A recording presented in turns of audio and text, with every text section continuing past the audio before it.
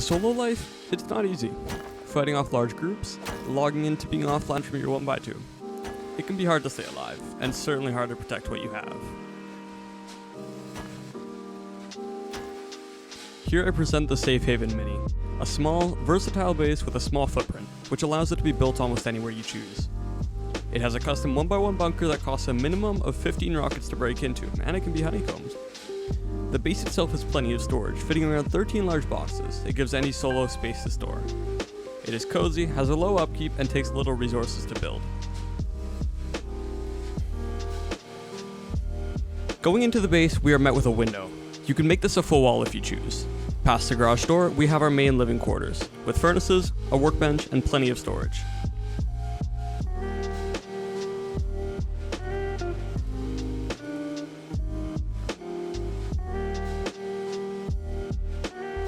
Heading down a floor, we are met with our bunker entrance, as well as a shotgun trap for door raiders. The bunker itself is tanky and easy to seal off in the event of an online, or if you just want to log off and be safe.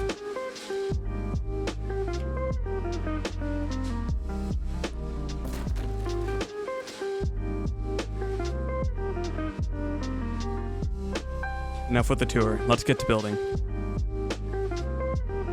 Alright, to start with our build, we're going to place 3 triangle foundations, upgrading the outside one to sheet metal, leaving this one twig because we need to break it later. Place a square foundation, build out 1, and we're going to go up another 10. Once we're here, we can delete all the previous triangle foundations, and that twig one between the 2 metal ones. Placing a foundation, we're going to build back just before we get to the triangle. And placing the triangle, there's several ways you can put it in. We need to go and make sure it's as far back as possible, which you can achieve by just looking further up and walking a bit forward. Upgrading this one to armored. Placing another foundation out, going back out 3 triangles, deleting that, placing another foundation, and we're just going to place the foundation just like that. Over at this bunker, we're going to place 2 half walls, snapping them to the outside foundations like I'm doing here.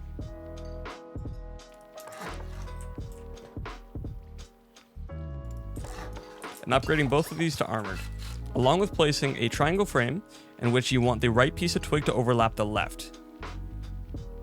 Just like that. We can test the bunker by placing a half wall here and a floor here. Upgrading this to armored, we now have a sealed bunker that is flameproof. To get out of the bunker, all you have to do is soft side this, and now the bunker's open. We can seal in the bunker with normal walls, upgrading them all to armored, along with a floor, upgraded to armored. Placing 1 piece of twig here, and on top of that, placing another, and we're going to upgrade this one to armored, and we can break this one.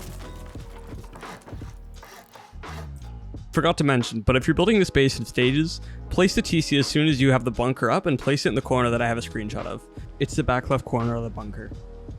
This now allows us to have a fully sealable bunker that takes at least 15 rockets to get into. Out here, we're going to place 4 walls and upgrade each of them to sheet metal. You can go armored if you have the resources, just to up the raid cost a little bit. Next, we're going to place 2 floors here, upgrade them both to sheet metal, and place another 2 up top. We can place another 2 walls, and then another 2. However, if you place one here, you're not going to be able to fit more boxes. So we're going to start with this, upgrade it to sheet metal, place a half wall here, and then we can build out some triangles, and this is going to be used for some extra storage. You can upgrade this to either stone or sheet metal, it doesn't really matter. And then we can fill this back in with a normal wall. We're going to put a roof on this and upgrade it to sheet metal. If you try to place a half wall here, while this is a full wall, and then place triangles on top, there's sometimes a stability glitch, which will cause all these triangles to break once you break the twig here. So that's why we do it this way. Out here, we can add some honeycomb around this triangle. We're going to sheet metal the entire set of honeycomb. So 3 triangle foundations to sheet metal. 6 walls.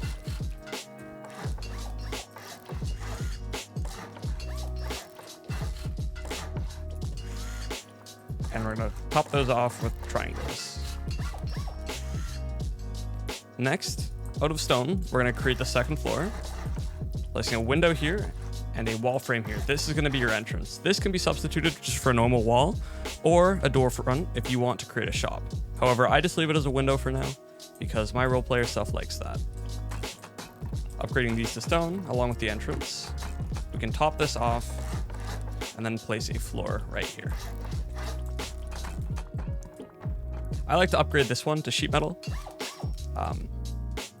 And then I'm going to end up placing 2 windows here, in which we will put a tier 2 inside of this one with a campfire and a small box, and 3 furnaces in this one. You can place those beforehand and then place the windows if it's easier to do it that way. However, it's totally up to you. We're gonna place another wall frame here, another one here, and another one here. Since these ones you won't be able to see by looking through a window, I like to upgrade them to sheet metal. And the reason is that from looking outside, if it's stone, you'll be able to see a little notch here, and it tells people that you do have door frames there. I place a sheet door out here with a window. You can put a shutter on this one if you'd like. 2 garage doors. And then 1 more facing inwards this way. By facing it inwards, you're not able to see the garage door peep in from the outside like here. I'll grab my tier 2 and I'll just place a small box right here. This will allow me to place my tier 2. Inside of here, I'll just place a small box under the tier 2. Grab a campfire and place one in here as well. For my furnaces, I'll go to the next triangle. We'll place 3 of them within here.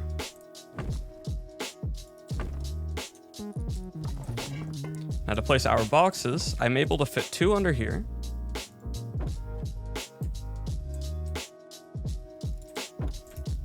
And 3 up top here. 1 fits right there. Another one snugly fits next to the other right here. And another right here. Along with a small box if you'd like. And you've got a small lit room up here.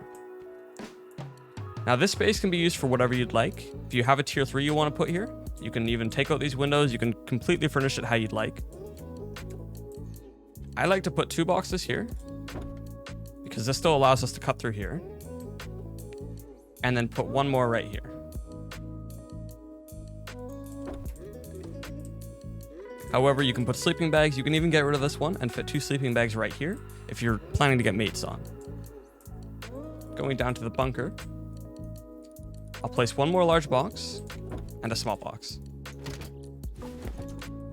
We can grab ourselves a shotgun trap and just jump to place it. It can be pushed a little further back, however, it's hard to see until you jump down. Going into our bunker, we're going to need to get some salvage shelves. So we'll place one down here as far snugly into the corner as you can. We'll place our TC right here. And now we can fit some boxes. You can fit a total of 4 boxes in this loot room. 3 and a 4th right here. We'll place down 1 sleeping bag in here. And some lighting of your choice. I like to use lanterns. After you've put everything inside of the base, we're going to go out here and we're going to build our jump up. I don't do this beforehand because it'll create a little overlap into the bunker, which makes it impossible to place this little salvage shelf. You can use a standard twig jump up here in advance if you need to get in and out of the base while you're working on it. And that completes our base. At night, you can seal this off, close all your doors, and go down here. Place a twig half wall here, and grab a floor triangle, which you'll place here and upgrade to armored. Now, this bunker costs at least 15 rockets to get into, and in the morning, you can spawn back in on your bag and break this, which will allow you to hop out of your bunker. There's plenty of other ways you can furnish this space and expand it as you build. I encourage you to go ahead and find out what works best for you. Thank you for watching till the end, and if you want to see content like such, leave a like and subscribe.